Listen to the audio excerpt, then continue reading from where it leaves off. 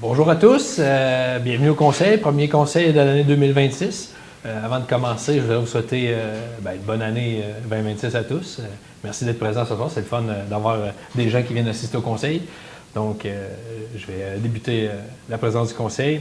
Donc, 12 janvier 2026, séance ordinaire du conseil de la ville de Cap-Santé tenue aujourd'hui même, 12 janvier 2026 à 19h07. En conformité avec la loi et sur les cités et villes pour la province de Québec, sont présents M. le maire Tommy Lefebvre ainsi que les membres des districts numéro 1, Henry Jensen. Bonsoir. Numéro 2, Danny Perron. Bonsoir. Numéro 3, M. Claude Roy. Bonsoir. Numéro 4, M. Jacques Jackson. Bonsoir.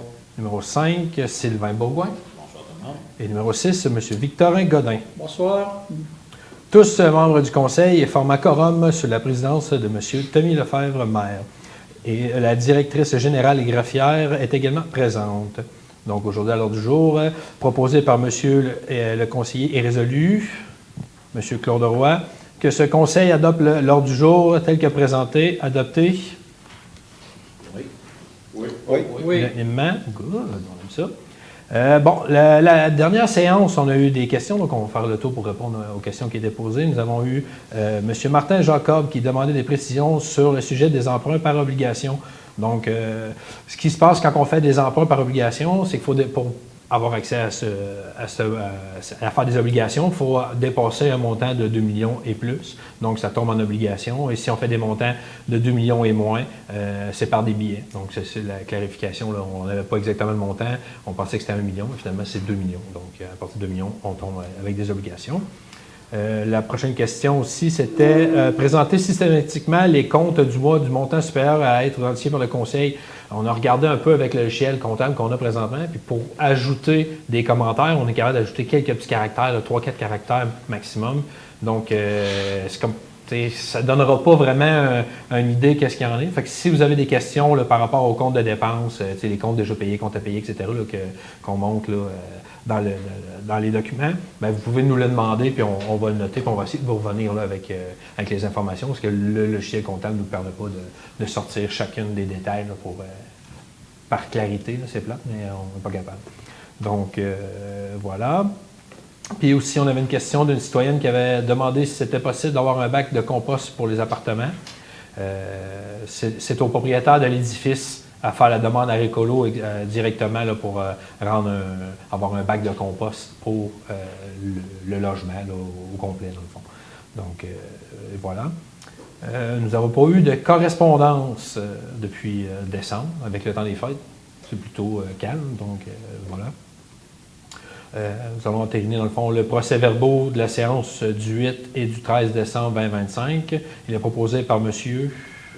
Jacques Roy et résolu que ce conseil adopte le procès-verbal de la séance ordinaire du conseil tenue le 8 décembre 2025, ainsi que le conseil adopte le procès-verbal de la séance extraordinaire du conseil tenue le 13 décembre 2025 et c'est adopté donc à l'unanimité par les membres du conseil présents. Tu n'as pas oublié question du public? Oui. Je vais passer vite sur question du public. Ben. Oui, effectivement. On va faire un halte là-dessus. Je vais finir on a fini, on a fait l'adoption. Donc oui, allez-y. S'il y a quelqu'un qui a des questions, quoi que ce soit, gênez-vous pas avant de débuter le reste de l'ordre du jour. On est prêts à vous écouter.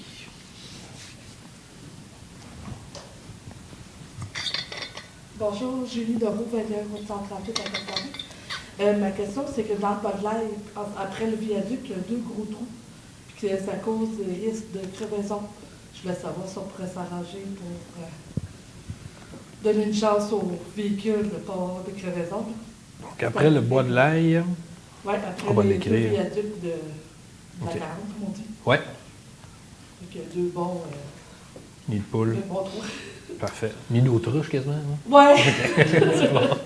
Parfait. Merci beaucoup. Ça me dit. Est-ce que la réponse qu'on vous a donnée pour les bacs est suffisante ou si... Oui, ben, je pensais qu'il y avait une obligation obligatoire quand même. Non. C'est comme je disais, il faut que le propriétaire fasse la demande à Récolo, puis il va y avoir quelqu'un qui va devoir être désigné pour s'occuper du bac. Parce que quand c'est à tout le monde, c'est à personne. Donc, OK. ça fait que c'est pour ça qu'ils n'en mettent pas nécessairement, sauf que s'il y a des demandes, ils vont Mais tout si, mettons, la ville, es-tu obligé d'en avoir obligatoire? Non. OK. Ben, c'est à long terme, s'il commence à avoir plus d'appartements, on va avoir un problème Ben, de peut-être. déchets. C'est surtout pour le compostage. Mais pour le reste. Bon, mais c'est parce que le compostage, tu l'envoies dans les poubelles. Oui, je le Parce sais. qu'il n'y a pas de compost. C'est ça. Mais c'est parce que c'est difficile à gérer au niveau de récolo. C'est difficile à gérer parce que justement, les gens jettent n'importe quoi dans le compostage quand ils sont en appartement. Ils se sont aperçus de ça. C'est pour ça que ça, ils vont demande par demande. Bon, c'est ça. Mais on peut peut-être regarder à la régie, là, pour voir si on peut trouver une solution par rapport à ça, d'affecter, par J'avais exemple. posé la question, mais c'est ça. C'est ce qu'on m'avait répondu pour l'instant. Je ne dis pas qu'il n'y avait pas moyen de le changer. Non, mais- ben, on va voir mais l'avenir. c'est ça, On va nous dire exact. aussi à Parce long qu'elle terme. a vraiment raison. Là, tu sais, Oui, oui. on C'est on ça. fait plusieurs développements, puis on arrive avec ces développements-là, puis sont de plus en plus blocs appartements, etc. Ça peut venir. Oui. On peut regarder peut-être à la régie, là, poser Oui. la question, voir si on peut pas dire on met de facto, c'était le propriétaire de l'immeuble qui devient responsable, puis ça se fait comme automatiquement. On On va regarde. regarder. C'est C'est bon. bon, merci. Merci. Avez-vous d'autres questions? Commentaires? Good. On va continuer dans la prochaine section. Donc, nous allons aller avec le compte-rendu de la séance du comité consultatif d'urbanisme, le CCU, du 9 décembre dernier. Monsieur Victorin Vic Godin va faire Oui. le rapport de la séance. Il y a eu 3 sujets. Le 80 route 138, la maison ancienne, voisin de chez Blanchette, qui est bâtie sur des fondations qui sont en train de s'écrouler. Il y a une demande pour ce sujet-là, c'est de faire des nouvelles fondations pour sauvegarder ce bâtiment-là. Le deuxième sujet, je vais élaborer tantôt sur tous les détails du sujet-là. Le deuxième sujet, ça a été 154, route 138, l'aménagement d'un logement au sous-sol. Ça aussi, il va l'expliquer tantôt. Puis le 62 des Goualans, un garage attenant à la résidence principale. Alors, je vais commencer avec le 80-138. OK. Entendu le dépôt d'une demande de permis visant à la construction d'une fondation de béton sous le bâtiment principal résidentiel existant à son annexe, entendu que la résidence est répertoriée dans la liste des bâtiments d'intérêt patrimonial du règlement relatif au plan d'implantation et d'intégration architecturale et est par conséquent assujettie à son application, entendu que la maison repose présentement sur une fondation principalement composée de pierre, puis recouverte d'un kérépi pour la partie apparente, tandis que la section de l'entrée du sol est constituée de blocs de béton, par-dessus évidemment ces roches-là, que l'annexe ne possède pas de fondation et recouvre un vide sanitaire, attendu que le bâtiment est aux prises, excusez, on va essayer de chercher, est aux prises, oui. Le bâtiment est aux prises avec un sérieux problème de structure, d'étanchéité, d'humidité, d'infiltration d'eau, de chauffage, entre autres, qui résultent de l'état de la fondation et qui menacent l'intégrité et la pérennité de la résidence, entendu que le niveau de la maison repose en plusieurs endroits sous le niveau du sol, adjacent que cette situation détériore la structure de la maison en bois, pièce sur pièce, en plus de favoriser la formation d'ouvertures nuisant à son étanchéité et permettant à la vermine de s'y introduire. Attendu que les travaux projetés consistent à soulever la maison, incluant la cheminée, puis à excaver le vide sanitaire sous l'annexe afin de mettre place la nouvelle fondation. Attendu que le rehaussement de la maison rendra le dégagement des murs du sous-sol possible et l'utilisation de margelles de fenêtres permettant de minimiser les rehausser par rapport à la hauteur originale. Attendu que le mur de fondation... Voyons, ça ne marche plus, mon affaire. Oui. OK. Que les murs de fondation situés en façade du bâtiment principal ne doivent pas être apparents de plus de 60 cm de hauteur, mesurés par rapport au sol nivelé adjacent, alors que pour les côtés latéraux, la fondation ne doit pas être apparente de plus de 1,5 m. Attendu que les travaux n'auront pas une incidence significative sur l'apparence du bâtiment, Attendu que la recommandation du comité consultatif est à l'effet que le Conseil devrait approuver le PIA. Il est proposé par que le Conseil approuve la propriété du 6 au 80 route 138, construction d'une fondation de béton sous le bâtiment principal résidentiel existant annexe. Excusez-moi, j'ai eu de la misère à m'exprimer parce que j'ai une sinusite et puis ça me dérange bien gros. C'est ça. Non, mais j'aime autant vous le dire parce que j'ai de la misère un peu avec ma voix. Bon. Donc, Là, on va être au 154, route 100. Donc, c'est adopté. Adopté? Oui. Bon. l'unité. Dérogation mineure au 154, route 138. Attendu le dépôt d'une demande de dérogation mineure visant à rendre réputé conforme l'aménagement d'un logement supplémentaire pourvu d'un seul accès au sous-sol de la résidence et dont moins de la moitié de la hauteur du logement est au-dessus du niveau du moyen du sol, attendu qu'en vertu du règlement de zonage, chaque logement doit être pourvu d'au moins 2 accès, dont au moins un accès indépendant du logement principal donnant directement à l'extérieur du bâtiment et, dans le cas d'un logement aménagé au sous-sol, la moitié de la hauteur du logement doit être au-dessus du niveau du sol, attendu qu'il n'y a aucune possibilité physique d'aménager une seconde porte d'accès au sous-sol dans la fondation de la résidence, entendu que la hauteur du sous-sol est de 2,39 mètres, alors que la hauteur d'un logement hors sol serait de 0,97 mètres, ce qui représente une proportion de 40 de la hauteur,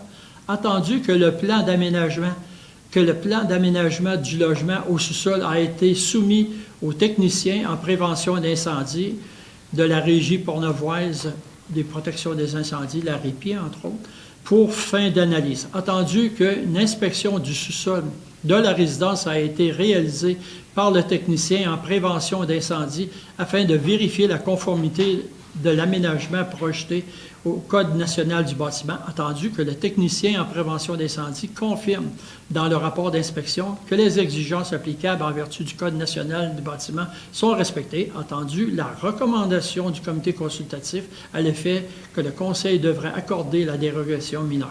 Il est proposé par et résolu par que... Par Henri, il est entendu que... Que ce Conseil accorde pour la propriété au 154, route 138, une dérogation mineure visant à rendre réputé conforme l'aménagement d'un logement supplémentaire au sous-sol du bâtiment principal résidentiel pourvu d'un seul accès, dont la moitié de la hauteur serait sous le niveau moyen du sol. Adopté? À l'unanimité par les membres du Conseil présent. OK. Dérogation 62, rue des Goualans. Attendu le dépôt d'une demande de dérogation visant à rendre réputé conforme, l'implantation d'un garage attenant au bâtiment principal résidentiel à une distance de 0,90 mètres de la ligne latérale sud de la propriété, attendu que tout bâtiment complémentaire attenant au bâtiment principal doit être localisé dans l'aire bâtissable d'un terrain, c'est-à-dire l'espace constructible une fois la marge de recul minimale à respecter soustraite, entendu que la marge de recul latérale minimale est fixée à 2 mètres à l'intérieur de la zone RA-A6, entendu que le garage aurait des dimensions de 6 mètres de largeur par 9,75 mètres de profondeur, attendu que l'application d'une bande de protection riveraine d'une largeur de 10 mètres de part et d'autre du ruisseau Bourgoin, lequel traverse la cour arrière de la propriété dans son annexe nord-sud, empêche l'implantation du bâtiment sur approximativement 75% de la superficie de la cour arrière. Je vais ajuster. Il est proposé, entendu la recommandation du comité consultatif à l'effet que devrait accorder cette dérogation, il est proposé par Claude. OK. Oui. Pardon? T'as passé un bout? Oui, ça va être honorable. Attendu que le technicien en prévention d'incendie confirme dans un rapport d'inspection que les citoyens... Attendu que la partie aménageable de la cour arrière. La cour arrière. Parce C'est que- le début de la pente d'opage. Alors, 62, c'est ça, ici. Ouais, Descends. c'est... Ça va être un début d'opage. Ah, OK, right, OK. Excusez-moi, là, ça va pas bien à soir. Là. C'est vrai que... Attendu que la partie aménageable de la cour arrière est déjà occupée par une galerie couvrant toute la largeur du bâtiment principal, à l'extrémité de laquelle est annexée une piscine hors terre, puis pour le champ d'épuration de l'installation septique en bordure de la ligne latérale nord, laissant disponible la portion de la cour arrière située au sud de la résidence. Attendu que la disposition de la galerie, de la piscine et du champ d'épuration dans la cour arrière et latérale nord, en considérant les normes d'implantation applicables par la construction d'un garage, délimite et contraint l'espace disponible au nord du bâtiment principal à une superficie des dimensions inadéquates par la réalisation du projet, à défaut de procéder au déplacement ou à la démolition de la construction existante, attendu que la cour latérale sud est celle qui dispose de l'espace qui convient mieux pour l'implantation du garage, attendu qu'à titre comparatif, un bâtiment complémentaire isolé doit être situé à une distance minimale de 1 mètre de la ligne latérale et arrière d'un terrain, ou 1,5 mètre du côté où il y a ouverture, attendu que le garage ne sera pas pourvu de porte ou fenêtre sur le mur latéral du côté de la marge de recul dérogatoire, par conséquent, ne comportera pas de vue illégale sur la propriété voisine.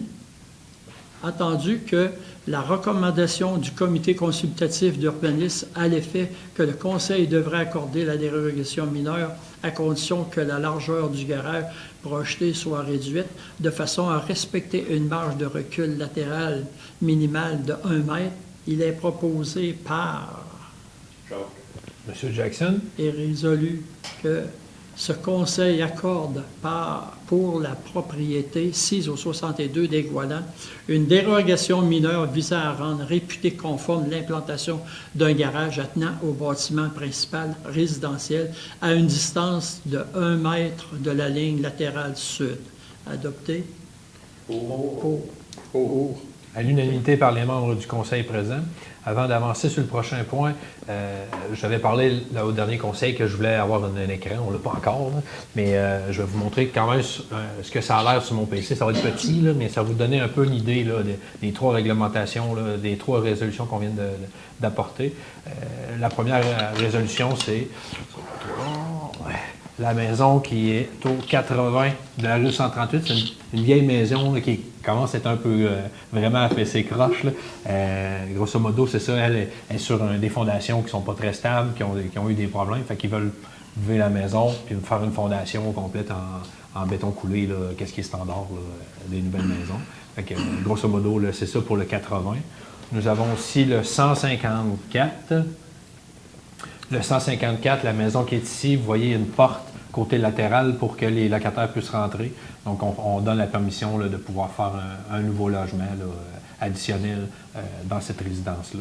C'est pas énorme, là, mais bientôt on va avoir la TV, que ça va permettre. Fait que pendant que un des élus va pouvoir faire la présentation, lire la documentation, là, je vais afficher là, à l'écran, là, des fois si c'est le plan cadastral ou les photos là, des maisons puis des projets en cours. Donc, ça va vous permettre d'avoir un visuel aussi, parce que souvent, c'est des numéros, etc. C'est dur pour les gens qui ne baignent pas là-dedans, là, pour vraiment comprendre le tenant là, du projet.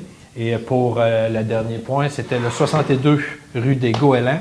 C'est une maison pas très grande. Puis, grosso modo, c'est ça, c'est qu'il va avoir sur le côté un garage annexé qui va pouvoir lui permettre là, d'avoir accès. La marge de recul sur le côté était normalement, pour un garage détaché, c'est 1 mètre.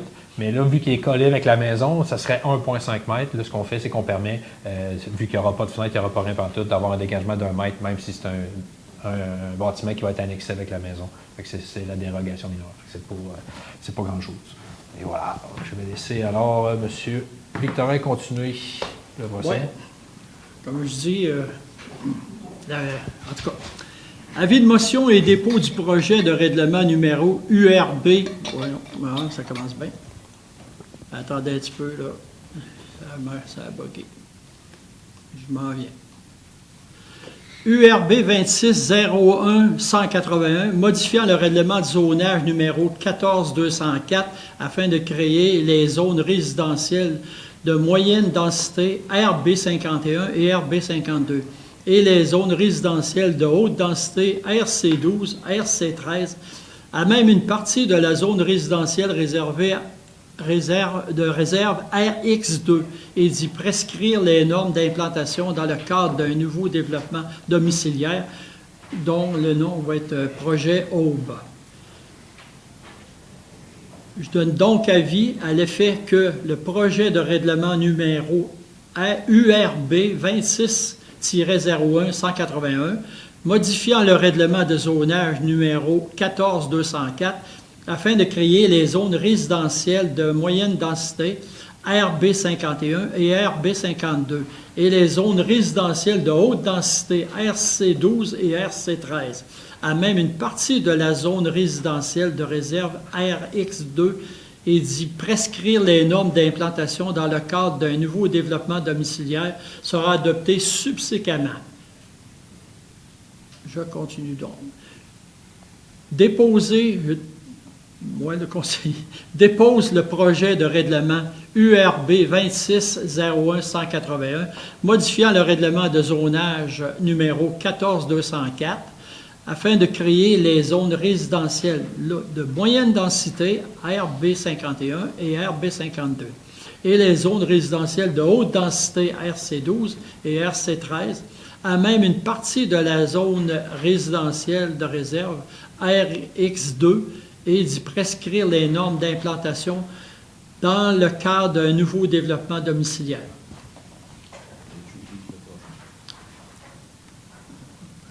Il y a encore un bout de dépassé. Oh. Tu utilises le prochain? Ah oui, donc, parce qu'il n'y a plus de voix, là. OK. Adoption du premier projet de règlement numéro URB 2601-181, modifiant le règlement de zonage numéro 12204 afin de créer les zones résidentielles de moyenne densité RB51 et RB52 et les zones résidentielles de haute densité RC12 et RC13, à même une partie de la zone résidentielle de réserve RX2 et d'y prescrire les normes d'implantation dans le cadre d'un nouveau développement domiciliaire, le projet Aube. Attendu que le règlement de zonage numéro 14204 est entré en vigueur le 23 juin 2014 et que le Conseil peut les modifier suivant les dispositions de la loi sur l'aménagement et l'urbanisme, attendu qu'il y a lieu de modifier le règlement de zonage afin de créer les zones résidentielles de moyenne densité RB51 et RB52 et les zones résidentielles de haute densité RC12 et RC13, à même une partie de la zone résidentielle de réserve RX2 dans le cadre d'un nouveau développement domiciliaire localisé sur un terrain borné par la rue Cartier au sud-ouest, la rue Hardy à l'est, l'autoroute 40 au nord et la route 138 au sud-est. Attendu qu'un avis de motion a été donné lors de la séance ordinaire du Conseil tenue le 12 janvier 2026, attendu qu'une copie du projet de règlement a été remise aux membres du Conseil au plus tard de 2 jours juridiques avant la présente séance, que tous les membres présents déclarent avoir le règlement et qu'ils renoncent à sa lecture.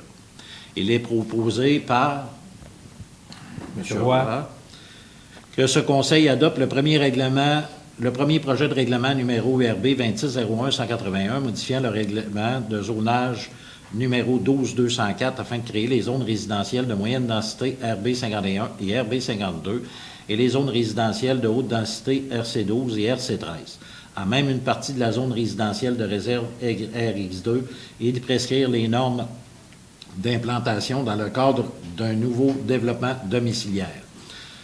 Adopté Juste avant de voter, moi, monsieur le maire, je veux juste apporter une précision. On a fait quelquefois l'allusion au projet règlement de zonage 12-204, alors que c'est bien 14-204. Donc, dans le libellé, on en a fait... non, C'est juste pour s'assurer qu'on C'est bien. on apporte de Dans bons ce numéros. Et puis, je vote pour. Merci. Donc, Parfait. adopté à l'unanimité par les membres du Conseil. Avant d'aller plus loin, je vais vous montrer la zone qu'on parle ici, parce qu'on donne des chiffres, etc., mais c'est dur à visualiser. Donc, grosso modo, on a la rue Cartier qui est ici. On a la rue Hardy avec le Kia Cap Santé qui est dans cette zone ici. Puis on a l'autoroute, là, comme il parlait du bornage. Fait que c'est vraiment la zone là, qui est en beige ici, qui est la RX2. J'ai hâte d'avoir l'écran pour vous montrer plus précisément c'est quoi exactement, mais c'est vraiment dans ces zones-là qu'on va créer les zones 51, 52, là, à même la réserve de la RX2, là, c'est ça en fait. Fait que c'est vraiment là, dans ce coin-là là, du développement là, à Cap Santé qu'il va y avoir le nouveau développement du projet Aube. Comme tu veux. Continue. Tu finiras si je ne marque pas. OK. Avis de motion et dépôt du projet de règlement numéro 2601-182 modifiant le plan d'urbanisme numéro 14200 afin d'agrandir les affectations résidentielles de faible densité et de moyenne ou haute densité à même une partie de l'affectation résidentielle de réserve. Le conseiller Victorin Godin donne avis à l'effet que le projet de règlement numéro 2601-182 modifiant le plan d'urbanisme numéro 14200 afin d'agrandir les affectations résidentielles de faible densité et de moyenne ou haute densité à même une partie de l'affectation résidentielle de réserve sera adopté subséquemment. Conseiller dépose le projet de règlement numéro 2601-182 modifiant le plan d'urbanisme numéro 14200 afin d'agrandir les affectations résidentielles de faible densité et de moyenne ou haute densité à même une partie de l'affectation résidentielle de réserve. Adoption du projet de règlement numéro 2601-182, modifiant le plan d'urbanisme numéro 14200 afin d'agrandir les affectations résidentielles de faible densité et de moyenne ou haute densité à même une partie de l'affectation résidentielle de réserve. Attendu que le plan d'urbanisme numéro 14200 est entré en vigueur le 23 juin 2014 et que le Conseil peut modifier suivant les dispositions de la loi sur l'aménagement de l'urbanisme, attendu qu'il y a lieu de modifier la carte des grandes affectations du territoire de façon à attribuer des affectations résidentielles de faible densité et de moyenne ou haute densité à même une partie de l'affectation résidentielle.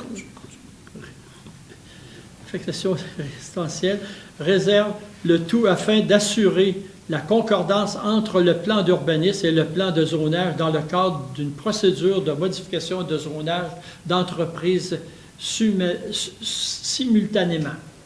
Attendu que ce secteur concerné est localisé sur un terrain borné par la rue Cartier au sud-ouest de la rue Hardy et à l'est de l'autoroute 40, au nord de la route 138 au sud, attendu qu'un avis de motion a été donné lors de la séance ordinaire du Conseil du 12 janvier 2026, attendu qu'une copie du projet de règlement a été remis aux membres du Conseil au plus tard 2 jours juridiques avant la présente séance, que tous les membres présents déclarent avoir lu le règlement et qu'ils renoncent à sa lecture.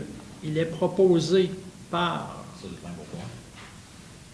que ce Conseil adopte le projet de règlement 2601-182 modifiant le plan d'urbanisme numéro 14200 afin d'agrandir les affectations résidentielles de faible densité et de moyenne ou haute densité à même une partie de l'affectation résidentielle de réserve. Adopté. Pour. Adopté à l'unanimité par les membres du Conseil présent. Pour vous expliquer un peu, là, c'est quoi? C'est que le projet, la résolution qu'on a faite juste avant là, à propos de Kia Cap Santé, là, le RX2, là, la zone qui est là, bien, une fois qu'on a délimité des zones, bien, on donne aussi là, la densité de population là, dans ces zones-là. Donc, ça suit, c'est quasiment le même règlement, en fait. C'est pour donner suite à ça. On tombe maintenant aux périodes de questions. Si vous avez des questions par rapport à l'urbanisme ou sur les prochains points là, qui vont être à l'ordre du jour, Je vous invite à venir les poser. C'est silencieux aujourd'hui. Oh! Monsieur José Calderon. Y José Calderón, j'ai oublié mon adresse, 68 rue Nelson, Cap-Santé. C'est une question par rapport au point 4, point 5. Est-ce qu'avec les projets, mais que c'est un avis d'émotion de la première étape, et avec la zone industrielle, est-ce que peut-être est prévu un groupe pour développer cette partie-là? Présentement, il n'y a pas eu vraiment, c'est juste la côté résidentielle, il n'y a rien là, de. On ne l'empêche pas, là, mais on n'a rien là, d'avis, de modification ou quoi que ce soit là, dans ce règlement-là pour mettre du commercial industriel. Ok, parce que ma question c'est si on va développer ce terrain-là, que c'est une grosse opportunité, mais on peut développer, on peut boucler cette partie-là, parce que c'est presque fermé, c'est presque perdu, c'est secteur que c'est un secteur industriel qu'on ne peut pas développer, on ne peut pas profiter à la ville. C'est pour ça ma question. Ma deuxième question, c'est est-ce que dans quelques temps, comme je viens de dire, c'est la première étape du projet, est-ce qu'il y a analysé la capacité de nos États concernant l'OUC et la capacité de notre pays Bertrand pour ne pas empêcher la ville, la production de l'eau potable et les étangs aérés? Oui, effectivement, c'est une très bonne question. Merci, M. Calderon. Effectivement, ça a été déjà fait. Notre directeur de travaux publics, Mathieu Roberge, avait déjà fait cette analyse-là avec une firme pour s'assurer de quel est le besoin. Puis l'entrepreneur là, qui développe le projet Aube, en soi, a fait les travaux nécessaires et continue à les faire pour délester un peu les systèmes. Ce qui se passe, mettons, pour la partie pluviale, elle s'en va dans plusieurs places directement dans les eaux usées. On a d'affaires à la traiter, mais c'est d'eau pluviale. Les eaux parasitaires. Exact. Fait qu'on n'aurait pas d'affaires à le faire. Fait que tranquillement, on travaillé là-dessus pour délester ce que la part du projet Aube va augmenter, mais ils ont travaillé pour s'assurer qu'on arrive au maximum de la capacité là, du système de traitement des eaux, autant côté du puits Bertrand pour l'alimentation en aqueduc que pour le traitement des eaux usées. Là. OK. Parce que dans la projection de la ville, c'est le projet de la base migratoire aussi, oui. Le projet de M. Gozulin, c'est beaucoup de projets, c'est pour ça, mais ils sont projets qui sont déjà en développement, mais lui, c'est un nouveau projet, c'est pour ça ma question, et peut-être s'il faut analyser quelques parties. C'est ça. L'entrepreneur, c'est un nouveau projet qu'on présente aujourd'hui, mais ça fait quand même quelques années qu'il travaille sur ce projet-là, l'entrepreneur en soi, puis ça fait déjà au moins 2 ans que je suis au courant qu'il travaille à délester le système, puis s'assurer que par rapport à ce qu'un citoyen moyen, avec le nombre de développement qu'il a, comment il va prendre d'eau, comment ça va créer d'eau usée, etc. Là, fait que parce que là, les constructions vont commencer futurement aussi, là, fait qu'il continue là, à travailler là, dans le sens pour s'assurer qu'on ne sature pas, puis même pour donner les permis, on s'est assuré là, pour que les permis de construction fitent avec autant l'aqueduc que les égouts jusqu'au projet Aube. C'est sûr que par la suite, les nouveaux développements, il va falloir se rassurer avec une firme d'ingénierie pour s'assurer qu'on ne va pas buster, là, comme on dit, les capacités là, en eau et en traitement des égouts. Pour rajouter là, à votre question, côté traitement des égouts, on a mis un budget, on a mis de l'argent là, cette année dans un budget pour être capable de revoir le traitement des eaux pour l'améliorer, parce qu'on va saturer dans quelques temps aussi là, par rapport à ce système-là. On parle beaucoup d'eau potable ici à Cap-Santé, mais le traitement des eaux usées aussi est un problème là, qu'on a à régler là, incessamment. Donc, on a quelques pistes de solutions qu'on travaille avec les travaux publics là, pour faire une amélioration là, de ce système-là. Quelles sont les prochaines étapes après les avis d'émotion? Qu'est-ce qui suit avec les projets eau? Bien, là, nous, cette partie-là est vraiment pour le zonage. Par la suite, c'est sûr que là, il faut regarder avec tout le conseil ensemble là, pour voir l'étendue du projet. On sait que c'est un projet, 100% résidentiel là, dans cette partie-là. Mais ça va vraiment de s'assurer là, dans le développement. C'est encore en... On n'a pas signé la lettre d'entente là, de promoteur là, encore. Il faut vraiment regarder ça. Une fois que le dézonage est accepté, etc., puis qu'on tombe dans le futur projet, là, on va regarder là, pour l'entente promoteur. Parfait. Merci.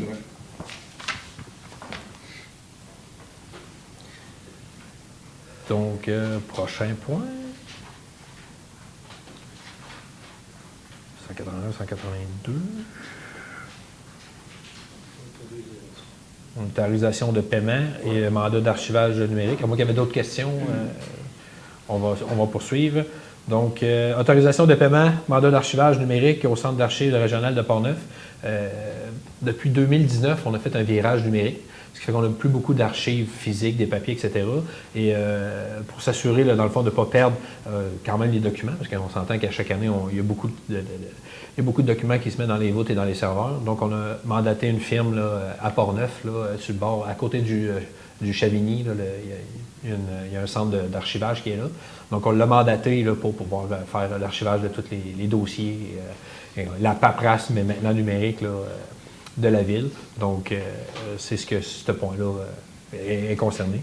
Donc, entendu que la loi sur les archives confie à Bibliothèque et Archives nationales du Québec et aux organismes publics un rôle essentiel dans la constitution, la conservation et la diffusion des archives publiques du Québec. Entendu que, conformément à la loi, ce Conseil a adopté un calendrier de conservation par la résolution 2406-144. Entendu que l'administration de la Ville a pris un virage numérique en 2012 et que depuis, les archives de la Ville sont numériques. Entendu qu'une offre de service du Centre d'archivage régional de Portneuf pour accompagner l'administration générale dans la mise en place du calendrier adopté en 2024, il est proposé par M. Danny Perron est résolu que ce Conseil autorise le paiement de la facture 2025-1204 du Centre d'archivage régional de Portneuf pour le mandat d'archivage numérique au montant de 16 340 $ plus taxes applicables et finance cette dépense à même le fonds de roulement. Adopté à l'unanimité par les membres du Conseil présent. Autorisation de paiement des audits des états financiers de l'année 2024 par mallette, entendu que la résolution 230352 octroyait un montant de services professionnels à la firme Mallette pour la réalisation des audits des états financiers des années 22, 23 et 24, entendu que les états financiers audités de l'année 2024 déposés par le Conseil le 17 novembre 2025, il est proposé par Sylvain Bourgoin, est résolu que ce Conseil autorise le paiement de la facture F1 0037 55 58 de la firme Mallette pour le montant d'audit des états financiers de l'année 2024 au montant de 27 555 plus taxes applicables et finance cette dette à même le budget de fonctionnement. Adopté à l'unanimité par les membres du Conseil présent. Prochain point, audit de la reddition de compte du programme de la taxe sur l'essence et de la contribution du Québec TEC 1924 par Mallette. Entendu que dans les conditions du programme de la taxe sur l'essence et de la contribution du Québec, il est obligatoire de procéder à un audit de reddition de compte. Entendu des travaux d'audit en cours et aux factures partielles de la firme Mallette pour la réalisation du mandat d'audit, il est proposé par George Jackson est résolu que ce Conseil autorise le paiement de la facture F1 0037 63 58 à Mallette pour la réalisation de l'audit de reddition de compte du programme de la taxe sur l'essence et la contribution du Québec, le tout pour une dépense de 4 815 $ plus taxes applicables et finance cette dépense à même le budget de fonctionnement adopté à l'unanimité par les membres du Conseil présent. Entretien et réparation des bornes fontaines Stellem. Entendu qu'il était prévu au budget 2025 des travaux d'entretien et de réparation des bornes fontaines par rapport à la fiche budgétaire 2025 numéro 20. Entendu qu'au terme des travaux réalisés par l'entreprise Stellem, le montant de la facture est du pouvoir d'autorisation du conseil municipal en vertu des règlements 23-222, décrétant les règles de contrôle et de suivi budgétaire. Entendu que la direction générale confirme que l'entièreté des travaux décrits sur la facture étaient nécessaires, qu'ils ont été réalisés conformément aux besoins de la Ville et recommande le paiement de la facture de Stellem. Il est proposé par Sylvain Beauvoir. et résolu que ce conseil autorise le paiement de la facture 29 52 53 00 28 58 au montant de 18 821 et 15 de l'entreprise Stellem pour des travaux d'entretien et réparation des bornes fontaines et finance et dépenses à même le budget de fonctionnement. Adopté à l'unanimité par les membres du conseil. Octroi de contrat, fourniture et installation de panneaux de contrôle pour le programme de gestion de la puissance avec Hydro-Québec, Hôtel de Ville et Maison de Génération, par Régulvar. Je vais prendre un petit temps pour vous expliquer un peu c'est quoi. En industrie, en commercial, etc., ce qui se passe, c'est qu'un peu même à la maison, c'est un peu la même chose aussi. Si on décide de partir le chauffe-eau, de partir le poêle, par exemple, et de partir l'unité de chauffage en même temps, ça fait un pic, une surpointe de courant. Puis dans le commercial, dans l'industriel, les surpointes, comme l'hôtel de ville et la maison de génération, cette surpointe, c'est elle la consommation qui va être pour tout le mois. Donc, dans le résidentiel, si par exemple on consomme dans toute la journée, dans tout le mois, par exemple, on va dire 10 000 watts pour donner un chiffre, bien, on va payer juste 10 000 watts. Sauf que si une journée, on paye, on va aller chercher, par exemple, un 12 000, puis après ça, on redescend, puis on additionne, on ne paiera pas pour le pic, mais on va payer pour la consommation totale. Tandis que commercial industriel, c'est pas ce qui se passe. C'est on paye pour une utilisation steady. Si on dit, nous, on paye pour, mettons, 100 000 watts. Si on en prend 50, on paye pour 100 000 watts. Mais si on en paye, si on fait un pic dans la journée, puis que cette journée-là, on tombe à 200 000 watts, bien notre nouvelle braquette est à 200 000, fait qu'on va payer pour le mois complet à 200 000 watts. Donc, ce projet-là, on a un budget, dans le fond, on a un budget pour ça, mais aussi on a une subvention par Hydro-Québec. Ce qui nous permet, c'est de contrôler ces pics-là. Ça l'empêche de dire, là, on a le chauffe-eau. Il n'est pas tant nécessaire que ce soit dans les 5 prochaines minutes qu'on parte le chauffe-eau. Donc, on va faire le chauffage, on va s'assurer que la pièce est à une belle température. Puis par la suite, on va autoriser que le chauffe-eau parte. Ça fait qu'au lieu d'avoir des pics, on vient plus linéariser la consommation électrique. Fait qu'on fait des économies. Et voilà le but de ce projet-là. Donc, il est entendu que la Direction générale recommande de participer au programme de gestion de la puissance d'Hydro-Québec afin d'optimiser les coûts de chauffage de l'hôtel de ville et de la maison de génération. Entendu que pour participer au dit programme, il est nécessaire d'installer des panneaux de contrôle dans les bâtiments visés. Entendu que les dépenses d'installation et de programmation des panneaux de contrôle sont admissibles à une subvention d'Hydro-Québec. Entendu qu'un offre de service de l'entreprise Régulvar, donc il est proposé par M. Denis Perron, est résolu que ce conseil octroie un contrat à l'entreprise Régulvar pour la fourniture et l'installation des panneaux de contrôle pour le programme de la gestion de la puissance avec Hydro-Québec pour l'hôtel de ville et la maison des générations pour une dépense maximale de 20 000 $ plus taxes applicables et le finance avec le fonds de roulement. Adopté à l'unanimité par les membres du conseil présent. Prochain point, c'est le dépôt de déclaration des intérêts pécuniaires des membres du conseil. Donc, à chaque année, pour faire un sommaire de ça, à chaque année, chaque élu doit déposer un document qui explique, dans le fond, les intérêts pécuniaires,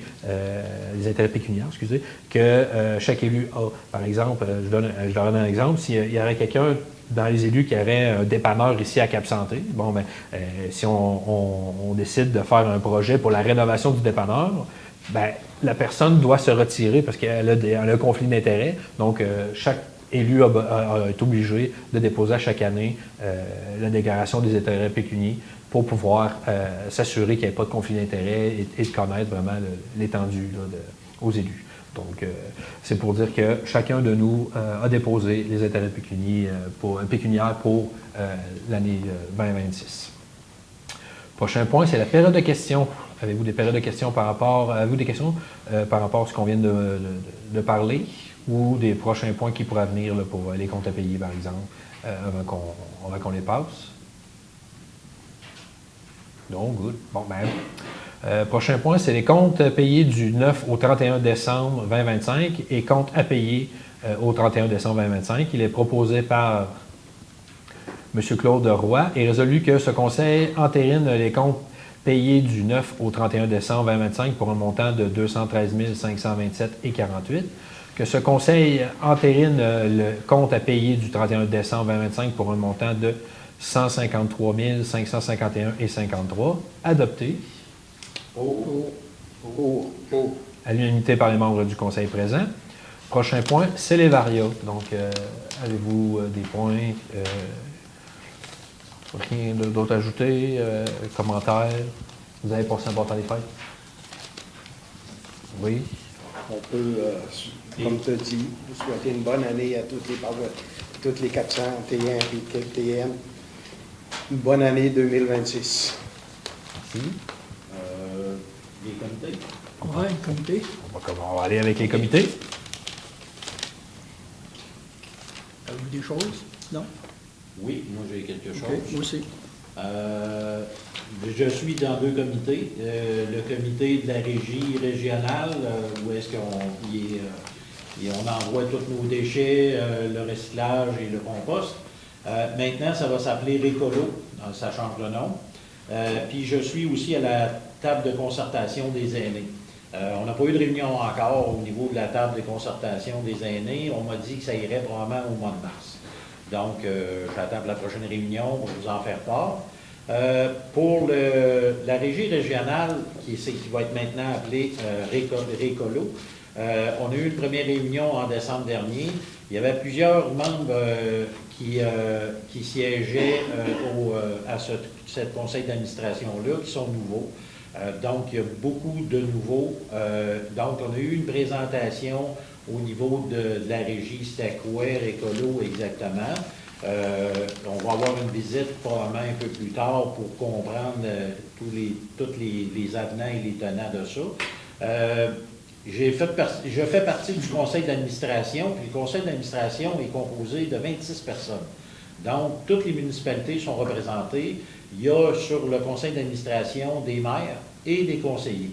Donc, il y a des maires qui ont choisi de ne pas se présenter là, qui envoient des conseillers, mais il y a quand même 3 maires qui doivent être présents, puis qui ont été nommés aussi sur un conseil exécutif. Donc, le Récolo, c'est un conseil d'administration qui gère ça, et il y a un conseil, il y a un conseil plus haut, qui est le conseil administratif, qui va justement gérer plus haut et qui va gérer pour les réunions, tout ça, qu'est-ce qui amène, puis comment est-ce qu'on va développer la régie. Il y a beaucoup de choses qui ont été amenées. Là, je vais avoir une prochaine réunion cette semaine et j'en ai une jeudi prochain. Donc, je vais pouvoir vous ramener en février ce qui s'est passé. J'aimerais aussi vous sensibiliser au gaspillage pour l'achat des produits de ce qu'on appelle le fiat réqualité. Parce que Récolo, ce qu'ils veulent essayer de faire, c'est autant que possible de réutiliser les choses ou d'avoir du recyclage, mais aussi qu'on ne jette pas des choses qu'on achète, puis je vais vous nommer Dollarama, là, mais des choses jetables, qu'on sert des fois une fois puis qu'on va jeter parce que c'est pas de la qualité. Il vaut mieux des fois acheter de la qualité puis d'avoir quelque chose qui va durer longtemps. Donc, on économise sur les ordures. Si on fait plus de recyclage, vous savez que les ordures, on paye à la tonne. Les recyclages nous est repayé, c'est-à-dire plus on fait de recyclage, plus c'est payant pour nous, parce qu'on diminue nos ordures, et le compost, la même chose. Et ce qui est pesant pour nous dans les ordures, c'est le compost. Fait que tout ce qu'on peut mettre au compost est profitable beaucoup pour la municipalité, parce qu'on réduit notre facture. Fait que autant que possible, ce que je vous dis, c'est essayer de sensibiliser vos gens, les jeunes à ça, à essayer de recycler et essayer d'acheter des choses des fois de qualité, de meilleure qualité, pour ne pas jeter pour rien, puis justement on emplit les centres de tri. Fait que sur ça, c'est pas mal ce qui s'est passé. Moi, je vais prendre la parole sur le fait que je suis sur le comité de la bibliothèque. Mercredi, le 7 janvier, ça a été ma première rencontre avec le comité de la bibliothèque. Ceux-ci m'ont informé sur leur fonctionnement, puis ainsi que les statistiques opérationnelles. Entre autres, les heures et les jours d'ouverture, pour ceux qui ne savent pas, c'est du lundi au samedi. Ça fait une moyenne d'heures par semaine de 17h30 de bénévolat. Ça, c'est opéré avec 2 bénévoles sur place. pour un total annuellement de plus ou moins 1610 heures de bénévoles. Et cela, ça n'inclut pas quand ils font des rotations de livres. Comme aujourd'hui, en fait, des rotations de livres, ça prend en moyenne 4 heures à 10 bénévoles pour faire ça, ces rotations-là. Le nombre de bénévoles qui se partagent les tâches, 35 bénévoles qui se partagent les tâches. C'est sûr et certain qu'il y en a qui vont plus régulièrement, mais ils ont des bénévoles en backup, on peut dire, s'il y en a qui sont malades, sont 35. Le nombre d'abonnés en 2024 était de 727.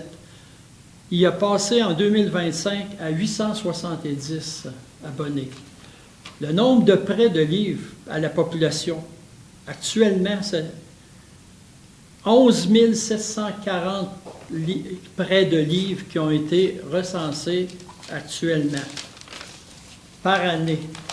Une augmentation de 144 dans la dernière année. Les statistiques montrent un engouement certain pour cette activité-là. Et puis, sa localisation est pour quelque chose d'après les commentaires que les gens ont reçus, ceux qui sont bénévoles là. Par contre, il y a des faiblesses. La bibliothèque, actuellement, manque d'espace. S'il y avait un agrandissement, comme déjà ça a été demandé, il pourrait y avoir des conférenciers, des ateliers de jeunesse, des espaces tranquilles aussi pour les adultes et les jeunes qui veulent faire de la lecture sur place. Et le tout avec encore des bénévoles. Actuellement, les jeunes là, ils doivent s'asseoir par terre sur des coussins en raison d'un manque d'espace. Il y a aussi un besoin pressant pour les casiers. La ville sont déjà informés de ça. Ça devrait bouger dans pas grand temps là, pour le rangement des chaussures et les crochets pour accrocher les vêtements. Enfin, actuellement, c'est ça.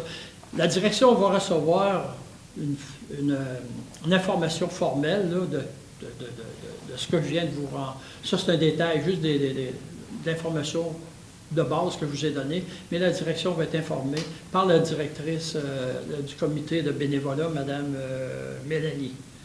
Entre autres, je voudrais aussi remercier, par exemple, l'imprimerie Germain, qui ont fait toutes les signets pour les gens qui vont chercher des livres. Puis sur ces signets-là, ça dit les heures d'opération de la bibliothèque, les jours d'opération de la bibliothèque. Ils ont fait ça gratuitement pour la bibliothèque. Ça fait que c'est ça pour la bibliothèque, pour le moment, que je peux vous dire.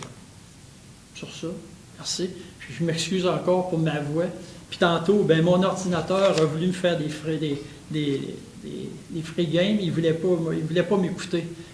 Fait que, là, il m'écoute. Là, je ne sais pas pourquoi, là, mais il a décidé. Fait que, je vous souhaite une bonne soirée. Et est-ce quelqu'un d'autre qui voulait rajouter quoi que ce soit sur un comité? Oui. Bonsoir à tous et bonne année également. De mon côté, c'est un départ d'année tranquille, effectivement, comme la plupart d'entre nous.